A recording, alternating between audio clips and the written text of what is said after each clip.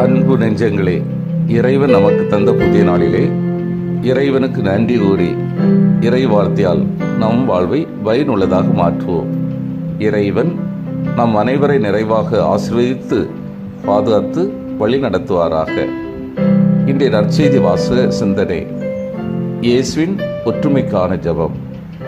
யோவான் நற்செய்தி நூல் பிரிவு 17, இறை சொற்றொடர்கள் 11 முதல் 19 முடிய. இதன் விளக்கம் அறிவோம்.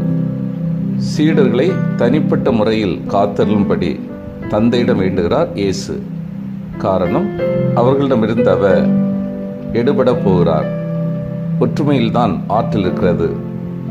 அவர்கள் ஒன்றித்திருந்தால்தான் ஆபத்தின்றி இருப்பார்கள். எனவே அவர்களை ஒரே உடலாய் காக்கும்படி தந்தையிடம் மன்றாடுகிறார். தந்தை தம் சீடருக்கு அளிக்கும் ஒற்றுமை என்னும் கொடை மிக ஆழ்ந்ததாய் இருக்க வேண்டும் என விரும்புகிறார் இயேசு. அவர்களின் ஒற்றுமை தமக்கும் தந்தைக்கும் இடையே உள்ள ஒற்றுமையை அடிப்படையாக கொண்டிருக்க வேண்டும் என்பது அவரது ஜெபம்.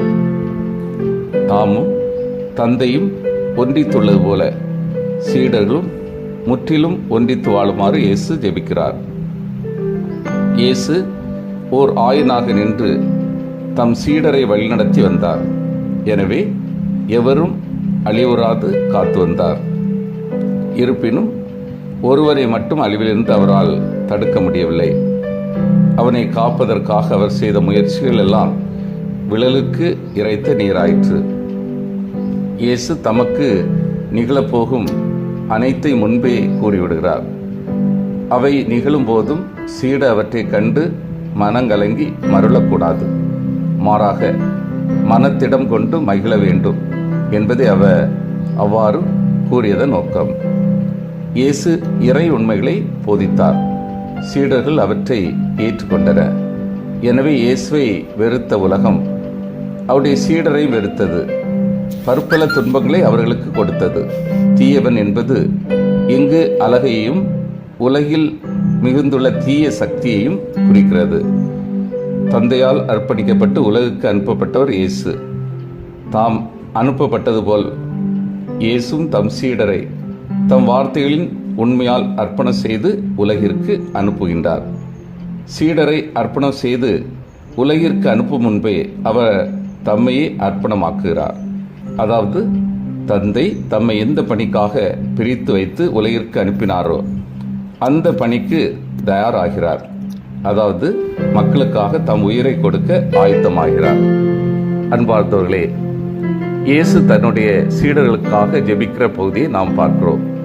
எதற்காக ஜெபிக்கிறார் என்பதை விட எதற்காக ஜெபிக்கவில்லை என்பதற்கு முக்கியத்துவம் மிகுந்ததாக காணப்படுகிறது. இயேசு தன்னுடைய சீடர்கள் துன்பங்களிலிருந்து தப்பிக்க வேண்டும் என்பதற்காக ஜெபிக்கவில்லை. அவர்கள் வாழ்வில் வெற்றி பெற வேண்டும் என்பதற்காகவும் ஜெபிக்கவில்லை. மாறாக சீடர்கள் ஒற்றுமையோடு இருக்க வேண்டும் என்பதற்காக ஜெபிக்கிறார். ஒற்றுமைதான் பலம் என்பதை இயேசு முழுமையாக அறிந்திருந்தார். எனவேதான் 3 ஆண்டுகள் தன்னோடு அவர்களை வைத்திருந்தார். அவர்களை ஒற்றுமையில் வளர்த்தெடுக்க வேண்டும் என்கிற எண்ணத்தின் விளைவாக எழுந்ததுதான் இது. சீடர்கள் ஒவ்வொருவருமே வேறான பண்புள்ளவர்கள். அவர்கள் ஒவ்வொருவருக்கும் இயேசுவிடத்திலேயே ஒவ்வொரு தேவை இருந்தது. அவர்களுக்குள்ளாக வேற்றுமை உணர்வும் மிகுந்திருந்தது. இயேசு இதனை அறியாதவர் அல்ல. எனவே தான் இயேசு ஒற்றுமைக்காக மன்றாடுகின்றார்.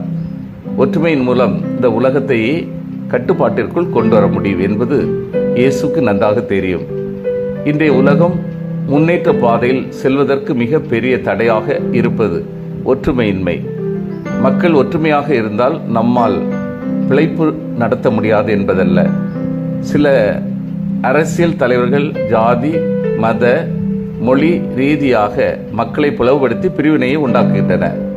ஒற்றுமையோடு போராட ஆரம்பிக்கிற மக்களை அரசே பிளவுபடுத்தி போராட்டங்களை ஒடுக்குகிறது. இத்தகைய பிளவுகளை அகற்றி ஒற்றுமையோடு வாழ்வதுதான் உயர்வுக்கு செல்லும் வழியாகும் என்பதை இயேசுவின் ஜெபம் நமக்கு கற்றுத்தருகிறது. ஜாதி, மதம், மொழி, இனம் என பிரிந்து கிடக்கும் நமது மனம் கடவுளின் பிள்ளைகள் என்ற குடையின் கீழ் ஒன்று சேர வேண்டும். நமக்குள்ளாக பிரிவினைகள் இருப்பது இறை ஆட்சியை கட்டியெழுப்ப தடை கற்களாக மாறுகிறது. ஒற்றுமையோடு வாழ இறைவனிடம் மன்றாடுவோம். சிந்தித்து தியானித்து செயல்படுவோம். எனது ஜெபம் இயேசுவின் ஜெபத்தை மையமானதாக கொண்டுள்ளதா? இயேசு விரும்பும் ஒற்றுமைக்காக இறைவேண்டல் செய்து செயல்படுகின்றேனா? ஒவ்வொரு நாளும் ஜெப அனுபவத்தோடு இயேசுவின் அன்பு பணியை மகிழ்வோடு செய்கின்றேனா? மன்றாடுவோமாக.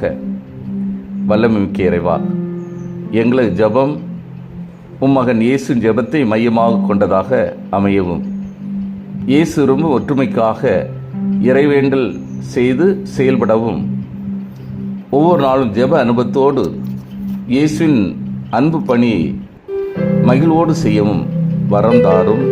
ஆமீன்.